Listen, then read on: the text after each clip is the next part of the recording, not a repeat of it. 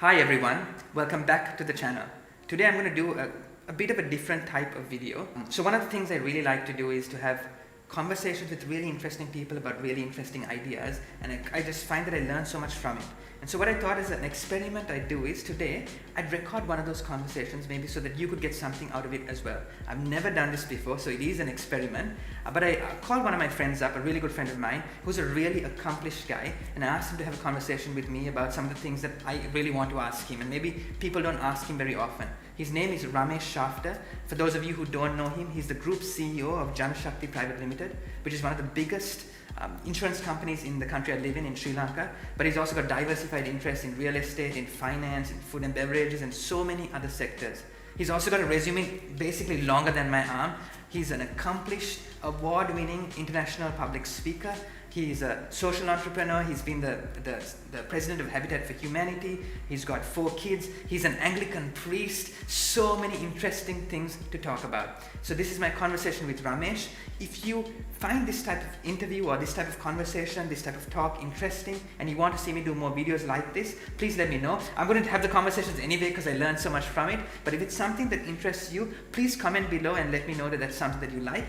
Also, if there's any feedback about just the way we make videos, we had some technical difficulties on this because we've never done it before. Please comment and let me know. I'm looking for constructive feedback. As always, like the video and subscribe to this channel if you find it interesting. So because this conversation was a bit long, I've actually broken it up into a few videos so you can pick and choose the parts that you most find interesting. And over the next few days, I'm going to release a few parts of this conversation. I hope you enjoy it. Right now, you are Group CEO of Janashakti. Yes. What does that mean? I'm not sure yet. What do you do? What do you do? So essentially, when one says Janashakti, most people think of the insurance company, but the parent is also Janashakti. Okay. And the group today is a lot more than insurance. So we're into insurance, yes, and we were into life and general. We disposed of general a couple of years ago. But we're also into finance. We're into what you call an NBFI, non-banking financial institution, which is essentially a finance company. We're into property. So it's a whole host of companies now. And as group CEO, what it basically means is I sit at the parent company and get CEOs in the individual companies to work. And finally, we'll talk about this later, but you're also an Anglican priest. Is that right? Yes. Okay, so it's a bunch of stuff to talk about. In fact, most people would address me as Reverend, but never mind. All right. Okay, so we've been friends for close to 10 years. And the first experience of knowing you that I have is I was just moving out of law. And I can remember I went to study some theology classes. And you were there. And, yes, I remember it well. My cousin said, "Oh, that's Ramesh," and I think her exact words were, "Oh, he's a big wicked Janashakti," right? And I can remember thinking, it was a Wednesday morning. I think it was every Wednesday morning, and you used to come all the time in your jeans, in your rubber slippers at 11 o'clock in the morning on a Wednesday. And I was thinking, man, this guy can't have a serious job because he's just turning up and he doesn't seem like he has a lot of work to do, right? But later on, what I found out was that actually that is a period of a life where maybe some big changes were happening. So what actually happened and how did that play out? So what actually happened is that I answered the call of God on my life, and I believe in God. And I was avoiding Him because it can be a little troublesome. And then there came a point in my life where I heeded His call. I'd been running away enough. And having heeded His call, my life transformed into a new life. I went off to the States for about 6 months, leaving the family. Went and studied in a residential school, came back, started taking some ad hoc courses. And so that probably led to that Wednesday morning course. But coming to a college like that, you can't come in your shirt and tie and all of that. So I dressed down for the class and then do a quick change, sometimes in the washroom, and then run back to office. So you essentially kind of took a break from work, or was it like... No, the break was actually only for the 6 months. The rest of it was balancing studies and work, and that could be challenging.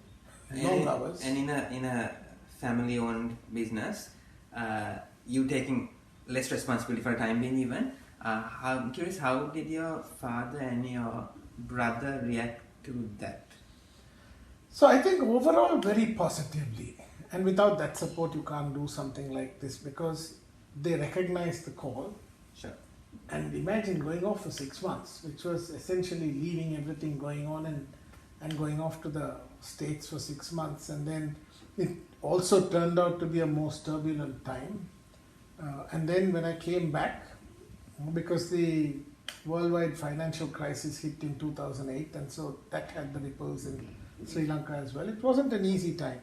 But I think they recognized the call and therefore they gave me a lot of support. And my brother Prakash, whom I work with, actually we have this joke that we divide the duties equally. And at a time when we had 2,857 staff, the joke used to be that 3 reported to me and 2,854 reported to him. So that's how it's been. And he took over more of what one would call operational work, and I was like the minister without portfolio, taking on ad hoc duties, and that's how it's continued to date. So we balance things off. Would you say things never went back to normal, or have they gone back to since the Bible school experience and all of that? Probably yes, it never went back to normal. In that, it also coincided with me from 2007 or so relinquishing what would be an operational role. We moved from being a family-owned, family-run business to being a family-owned but professionally run business with outside CEOs, etc. One of them is don't do anything someone else can do. Sure. Because there's stuff that anyone can do. And if I spent my time doing that, then who's going to do what only Ramesh can do? Sure. There's stuff that's unique to my talents and my education or my leaning. So I try to focus on what I'm required to do, and anything I can give someone else, I give it to someone else. Sure. That's why they think I'm jobless.